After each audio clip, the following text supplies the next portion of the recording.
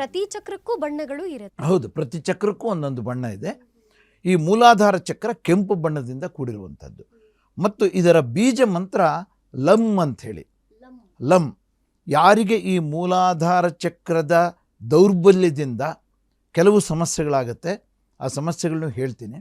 ಆ ಸಮಸ್ಯೆಗಳ ನಿವಾರಣೆಗೆ ಈ ಲಂ ಅಂತಕ್ಕಂಥ ಬೀಜ ಮಂತ್ರವನ್ನು ಪಠನೆ ಮಾಡೋದರಿಂದ ನಿರಂತರವಾಗಿ ಪ್ರತಿನಿತ್ಯ ಸುದೀರ್ಘವಾಗಿ ಲಂ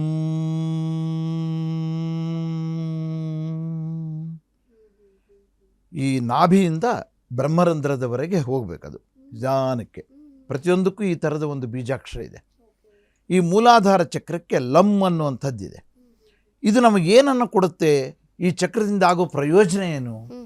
ಚಕ್ರಗಳೇನೋ ಇದೆ ಅಂತ ಹೇಳಿದೆ, ಆದರೆ ಅದು ಯಾತಕ್ಕಿದೆ, ಅದು ಪ್ರಯೋಜನ ಗೊತ್ತಾಗಬೇಕಲ್ಲ.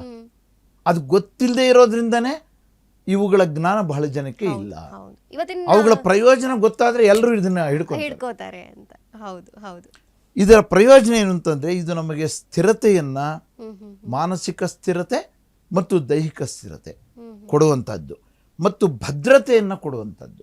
ನಮ್ಮ ಶರೀರಕ್ಕೆ ಮನಸ್ಸಿಗೆ ಭದ್ರತೆಯನ್ನು ಕೊಡುವಂಥದ್ದು, ಮುಖ್ಯವಾಗಿ ಶರೀರಕ್ಕೆ ಅಂತ ಹೇಳಿದ್ದಾರೆ. ಆಮೇಲೆ ಇದು ಜೀವನಾಧಾರ. ಇದು ಈ ಚಕ್ರದ ಒಂದು ಈ ಚಕ್ರ ಸುಸ್ಥಿತಿಯಲ್ಲಿದೆ ಅಂದರೆ ನಮಗೆ ಇದು ಜೀವನಾಧಾರವನ್ನು ಕೊಡುವಂಥದ್ದು ಅಂಥೇಳಿ.